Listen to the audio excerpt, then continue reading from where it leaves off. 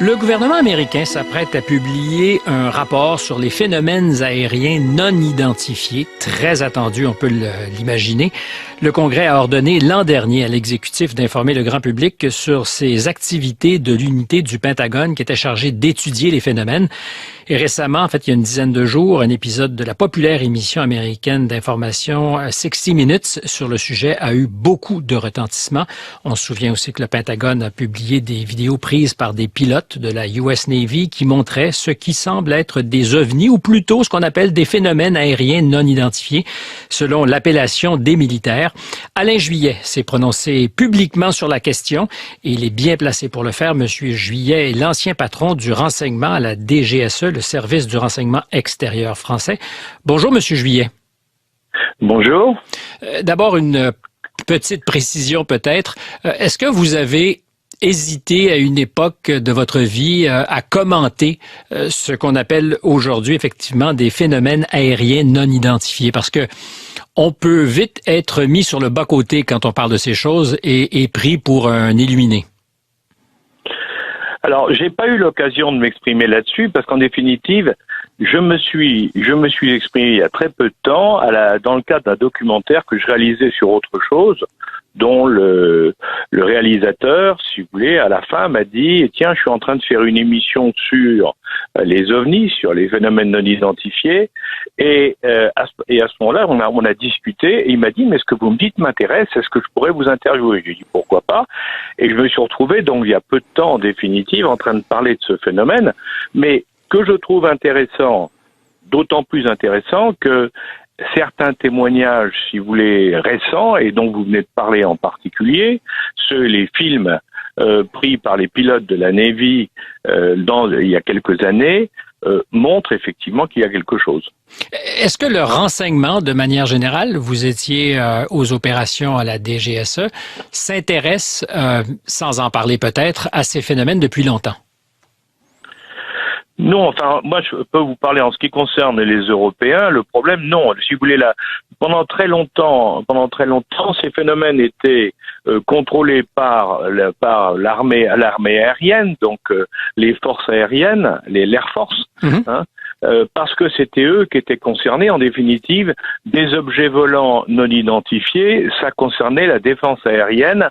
Et pendant très longtemps, ça a été soit perçu comme des phénomènes météorologiques incompris, ou bien comme potentiellement quelque chose envoyé par un ennemi, et donc à ce moment-là, ça présentait un réel danger qu'il fallait identifier, qu'il fallait traiter par les moyens aériens.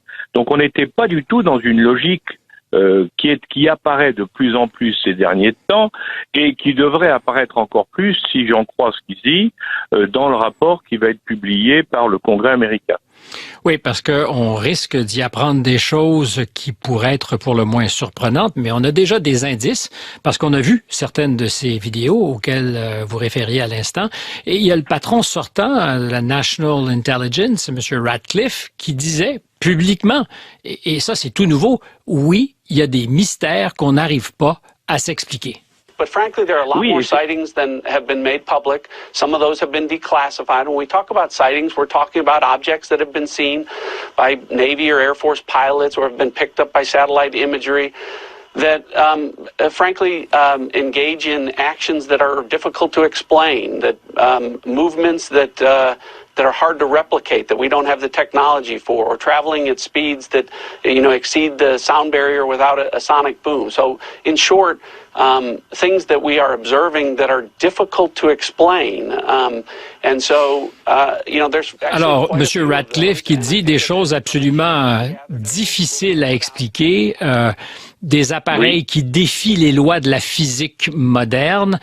Et là, c'est pas un illuminé qui nous parle, c'est un ancien patron du renseignement. Non, mais vous en êtes un aussi. Justement, si vous voulez, ce qu'il y a, c'est que ce qui a mis un peu la puce à l'oreille de tout le monde, si vous voulez, c'est que tant que il y avait des témoignages de gens qui avaient vu passer quelque chose, on pouvait toujours essayer d'interpréter.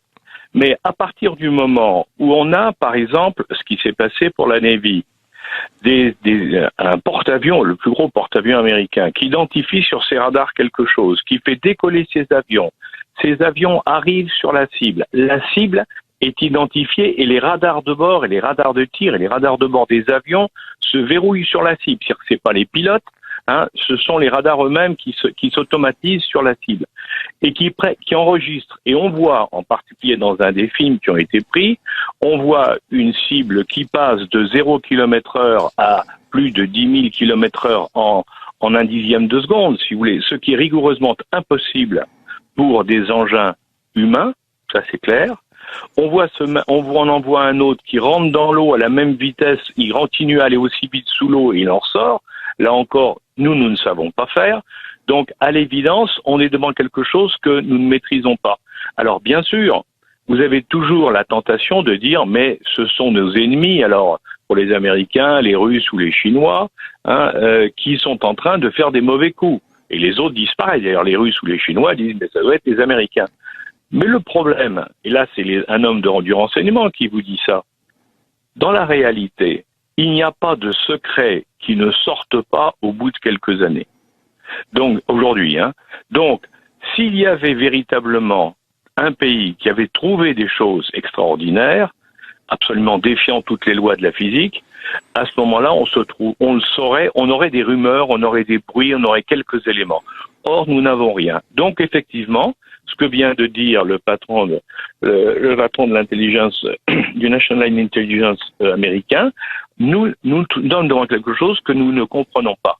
Et là, la question qui se pose, c'est est-ce que c'est quelque chose qui est de chez nous? Ça paraît pas possible, pour les raisons que je viens d'expliquer. Est-ce que c'est pas autre chose? Alors ça paraît absolument fou et incroyable, mais je pense que quand, si vous voulez, au Congrès américain, le rapport va probablement, je dis bien probablement, parce qu'on ne sait pas ce qui va se dire, ça se discute beaucoup actuellement aux États-Unis, il y aura des éléments qui vont apparaître, qui vont commencer à montrer qu'il y a quelque chose qui nous échappe et auquel il faut qu'on commence à s'interroger. Qu'on n'arrive pas à comprendre avec notre entendement et en fonction de ce que sont les limites de la science d'aujourd'hui, de la physique d'aujourd'hui. Ah, absolument. On ne sait pas, si vous voulez, c'est ça qui interpelle. C'est que quand on voit des déplacements dans le ciel, dans l'air, et dans tout l'espace, d'ailleurs, dans tous les milieux, puisque c'est aussi bien dans l'eau, à des vitesses absolument incroyables. Quand on voit que ça se passe, si vous voulez, en plus, en partant dans tous les sens. Donc ça défie les lois de la gravité, ça défie la pesanteur, ça défie tout, si vous voulez. Donc, devant ça, nous sommes, même les recherches les plus avancées sur le plan militaire, comme par exemple les missiles hypersoniques et autres, on est incapable de faire des choses comme ça. Et ce que l'on sait par ailleurs, Monsieur Juillet, c'est que s'il y a ces images qui sont aujourd'hui publiques et qui le sont depuis quelques années, il y a les témoignages de pilotes nombreux qui sont pas non plus des illuminés et qui disent « Nous avons fréquenté ces objets bizarres et incompréhensibles à répétition pendant des semaines, pendant des mois, dans des zones qui théoriquement sont protégées par la défense américaine. » Oui, mais alors justement, si vous voulez, c'est ça. Les pilotes, pendant très longtemps, les pilotes comme tout le monde, d'ailleurs comme la plupart des gens, personne ne voulait parler de ce genre de phénomène parce que ça inquiétait tout le monde. Un pilote qui est tous les ans, on lui contrôle ses capacités mentales, techniques et autres pour pouvoir garder sa licence de pilote, s'il arrive en disant j'ai vu des ovnis ou des engins non identifiés, autant vous dire qu'il se dit je vais perdre ma licence, on va me prendre pour un fou. Donc personne ne parlait. Et en définitive, le langage s'est libéré que depuis peu de temps.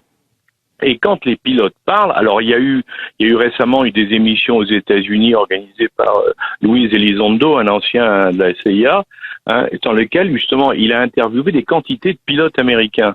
Et alors là, on apprend qu'effectivement, il y a des pilotes qui ont vu ce genre d'engin pendant la guerre de Corée, pendant la guerre d'Indochine, ils en ont vu encore récemment, qu'il y a des pilotes de ligne qui en ont vu, et puis il y a un témoignage que j'ai trouvé très intéressant il y a quelques semaines qui est sorti aux États-Unis. C'est l'interview en particulier d'une femme, d'un commandant, d'une femme pilote de chasse et d'un homme pilote de chasse qui avait justement été envoyé par le Nimitz pour suivre les ovnis et qui eux disent mais nous on les a vus, c'est incroyable, et qui sont des gens sérieux. Si vous voulez, un commandant de l'Air Force, c'est pas un enfant. Donc, si une femme commandant de l'Air Force vous dit ça, a priori, il faut quand même la croire. Elle est pas folle. Mais vous voyez ce que je veux dire? Je vois tellement ce que vous voulez dire, c'est qu'a priori, justement, on a essayé de tourner en ridicule leurs commentaires et qu'on a souvent essayé de faire taire, y compris de retour sur leur porte-avions, alors que les gens qui étaient au radar avaient vu ce qu'ils avaient vu, que l'amirauté était tout à fait consciente de ce qui s'était passé, mais on a essayé de faire taire ça parce que ça fait peur, parce qu'on n'a pas de réponse. Du point de vue de la sécurité nationale et de l'ancien patron de renseignement que vous étiez, pourquoi justement faire taire ces gens? Si vous voulez, d'abord, je crois qu'il y a un phénomène qui est classique, qui est partout. Quand vous vous trouvez devant quelque chose que vous ne comprenez pas, on a toujours tendance à le nier. Et un des moyens de le nier, c'est de le tourner en ridicule. Donc c'est vrai que quand vous parliez, on disait j'ai vu des choses bizarres et autres, automatiquement les gens disaient ça y est, ils voient des petits hommes verts qui viennent d'ailleurs, et ainsi de suite. Bon, donc on tourne en ridicule et du coup ça évite de regarder le problème sur le fond. Alors quand on est des professionnels factuels, je dirais, qui sont là pour réfléchir sur des faits, alors on regarde ce genre de choses, alors là, on dit, mais attention, il y a un problème. Alors, bien sûr, là, ce qui a été pendant très longtemps le cas, c'est qu'on disait, bon, parce qu'il y a beaucoup de cas qu'on a élucidés, parce que ça peut être un nuage, un ballon sonde, un truc qu'on voit, ça peut arriver. Mais on l'identifie, justement, c'est pas du tout la même chose. Mais ceux qu'on n'a pas pu identifier, l'habitude a été, dans tous les pays du monde, de classer le dossier. On l'a classé dans un truc, affaire inconnue, incompréhensible, très bien, on l'a gardé de côté. Le problème, c'est qu'on s'est aperçu progressivement ces derniers temps que tous ces phénomènes qui avaient été identifiés par les uns ou par les autres et pas pris au sérieux se ressemblaient pratiquement tous et correspondaient à quelque chose qui a des caractéristiques assez similaires. Donc c'est là où, si vous voulez, on devait se poser des questions. Alors moi, je n'ai pas la réponse, qu'on soit clair. Moi, j'ai pas la réponse, pas plus que les autres. Mais on essaie de comprendre, et on essaie de comprendre en allant le plus loin possible, parce que derrière, alors, si on prend le plan purement militaire, quelque chose qui pénètre dans notre espace, on ne sait pas s'il est ami ou ennemi, s'il a des intentions sympathiques ou s'il a des intentions mauvaises. Et donc, il est très important d'essayer de comprendre ce que c'est et d'essayer ensuite de comprendre ou de détecter quel est son comportement. Est-ce qu'il est agressif ou est-ce qu'il est plutôt gentil? Vous voyez? Parce que ça, c'est un problème de sécurité nationale pour tous les grands pays et les autres. Comment décodez-vous l'espèce de pas de deux que font les autorités américaines depuis 2 ou 3 ans? Parce que j'ai l'impression, sinon même la certitude, que cette chorégraphie ou cette mise au jour de ce qu'ils savent est très, très, très bien organisée. Comme si on nous avait tranquillement préparé à ce qui est littéralement un changement de perception assez paradigmatique. Tout à fait. Alors, je suis tout à fait d'accord avec vous. Moi, je suis comme vous. J'ai constaté que les Américains, depuis quelques années, font monter la pression. Il y a des études, il y a des annonces, et puis chaque fois, ça va un peu plus loin. On peut effectivement se demander s'ils ne sont pas en train de nous préparer à une sorte de révélation de nous dire, mais attendez, on se croyait unique, il y a peut-être quelque chose d'autre. Ce qui est évidemment colossal, qui est un bouleversement complet au niveau de l'humanité, parce que c'est de se dire qu'il y a peut-être quelque chose d'autre, c'est quand même, ça interpelle, c'est le moins qu'on puisse dire. Mais ce qui est sûr, c'est que ils montent en puissance et qu'on voit pas très bien. Si c'était pour dire à la fin, il y a rien, on voit pas pourquoi ils monteraient en puissance comme ça depuis 3 ans. Et d'un autre côté, les films qu'ils ont laissés fuiter, parce qu'ils les ont laissés fuiter, au départ ils étaient classifiés et ils sont sortis.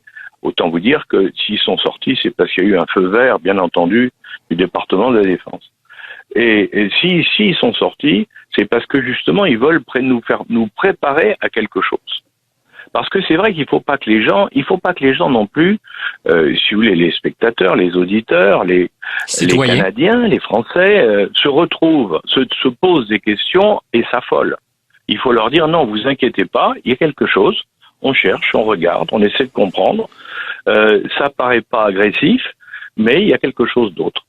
Et on trouvera, Parce qu'on saura un jour, on trouvera. Et je pense que ce n'est que le début d'une conversation prolongée sur des choses que nous ne comprenons pas parfaitement. Alain Juillet, je le rappelle, vous êtes l'ancien patron du renseignement à la DGSE, Service du renseignement extérieur français. Ça a été un bonheur de vous avoir avec nous et surtout de vous entendre aussi clairement expliquer ce qui, en d'autres temps, nous aurait peut-être inquiétés. Effectivement. Au revoir. Au revoir et merci de m'avoir invité.